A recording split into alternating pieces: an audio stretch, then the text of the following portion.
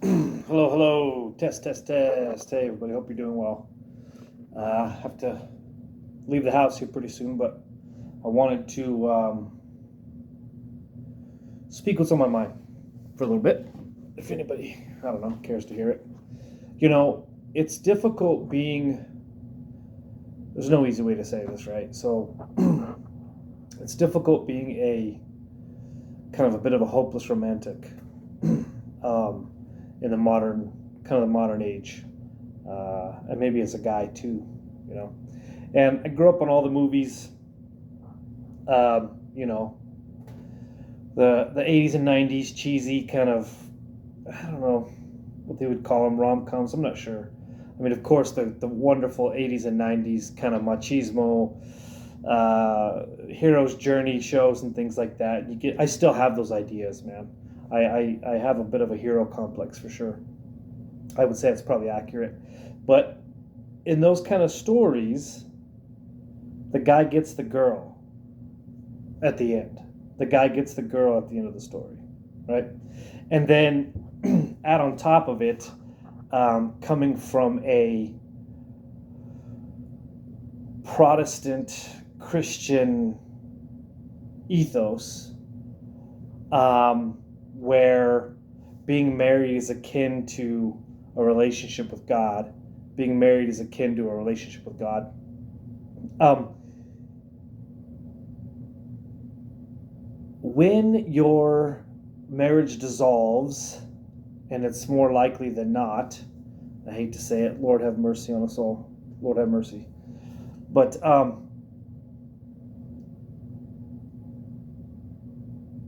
or a relationship falls apart,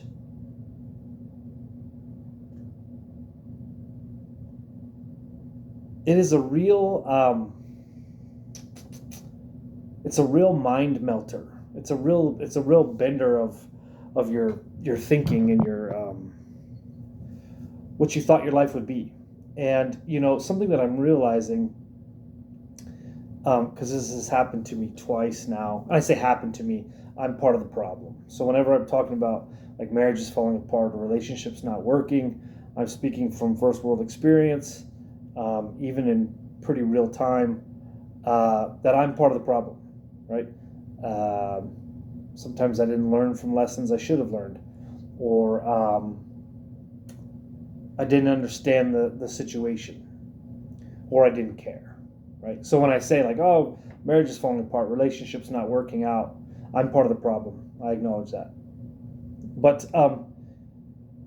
you never think it's going to happen to you. And something that I'm realizing is like the female in the relationship, she's already working on something else. She's already working on somebody else. She's already moved on to the next chapter of her life. And when she starts telling you, maybe we should, go our separate ways, or maybe we should do something different. Um,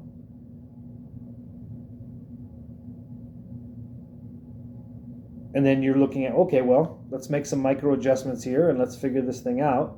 And we'll ride through the hardship, the turbulence, and we'll get to the other side and we'll be better for it. Right? But what you didn't know is she was already telling you goodbye. She just couldn't flat out tell you goodbye. And a good friend of mine, a lifelong friend of mine, was talking to me about his divorce. And he said, something I couldn't understand was, why couldn't she just say that she wants out? Why does there have to be, if you don't, so ultimatums, right? If you don't do this, then I'm going to do this. The seed is already planted. She already wanted out. She just couldn't say it. And so, well, if you don't try this, or you don't do this, or we don't do this counseling, or we don't do, and not that I think you shouldn't, but she's already done, and you just didn't know it yet.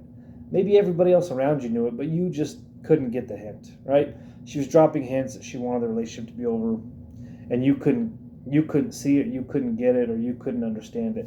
And so you're thinking, well, yeah, of course, whatever we need to do. Do you want to try counseling? Do you want to try meeting with some friends on the matter? Do you want to A, B, and C? But you didn't know that there was already one foot out the door.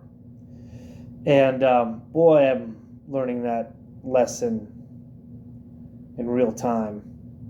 And just thinking back.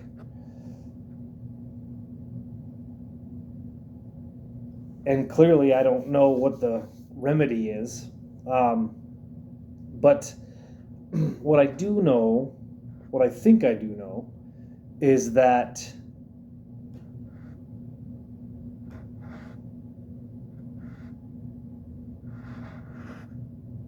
if two people are really vested, and I have to check myself and say, like, oh, it's all a wash, everybody's divorcing, everybody's single, which is partly true. It seems like it's mostly true. Um,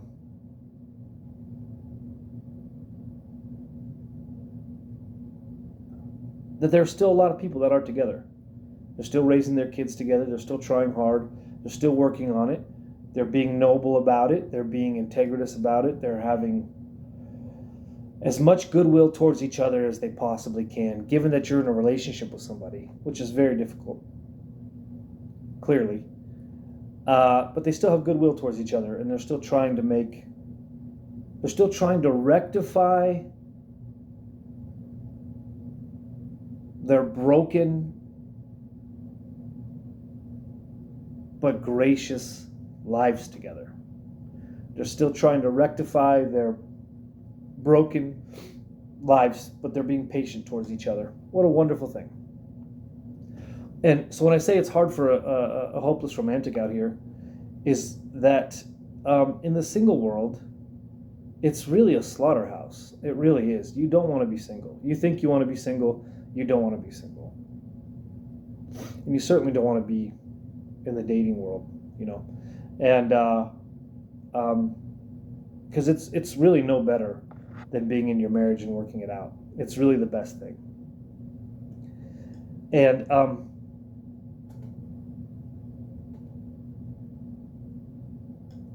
I'll end with this. A good friend of mine, a lifelong friend of mine, never been married, no kids. But I think sometimes it's those habitually single people, they want to be single. They have such a good perspective on things because they're not in it. And their heartstrings aren't attached to anybody. And so they're not brokenhearted or they're neutral. They're not vested either way. And a good friend of mine, he tells me how he sees things, and I think he's right. And, you know, in the current kind of people who are single but they want to be remarried, you know, guys like myself are so intimidated of being remarried. Not that marriage is the hard part. It's not. It's the possibility of going through another divorce. That's really difficult for, I think, a lot of guys who've been divorced and had custody battles. It's really hard to comprehend going again. I think most of us want to. We want to be remarried. Recently, I've come to the conclusion that I certainly do. I want to be remarried. And that's a fairly new thing for me. But getting over the hang-up of divorce court lawfare is really difficult. And, you know, my friend said, he said, look, without seeking the Father on it, these guys are right. The guys on the internet, the red pill guys, the manosphere guys, the guys that talk a lot about hypergamy and female relationships and how women always have a backup guy, you know, these things like this. He says, you know what, this stuff is true. It's not true. And that he's actually, we were talking about it. It's like the church should acknowledge this, that this is a reality, and this is a reality for women. This is their temptation, and this is their, what would you say, their passions, as the Orthodox Church calls it. It's the women's temptation. It's the women's passion to hypergamy, you know, and men have their own passions, their own sins, their own lusts that we stumble under. And without anybody getting their passions, their sins under control and trying to live a holy life, this is what we get. This is what we get as a society. And so there's a low trust society. People can't remarry because they don't trust people. People can't love because they've been burned too many times. And so he's saying, this stuff is true. It's right. He says, but if Jesus is in the middle of it, and believe it or not, I still believe that, in spite of the evidence against it. I still believe that. With Christ as the middle, Christ as the head of the thing, it's still true. It has always been true. It will always be true. And so, if you're like me and you have trepidation about remarrying, trepidation about going again, about the lawfare of marriage and divorce, you're right. You're not wrong in that. But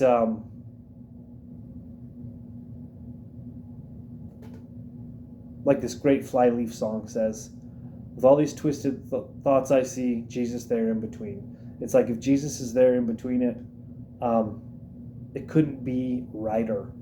And I think ultimately that's the aim for the hopeless romantics that want to go again, is Jesus has to be at the center. And that's the only way this works anymore at all.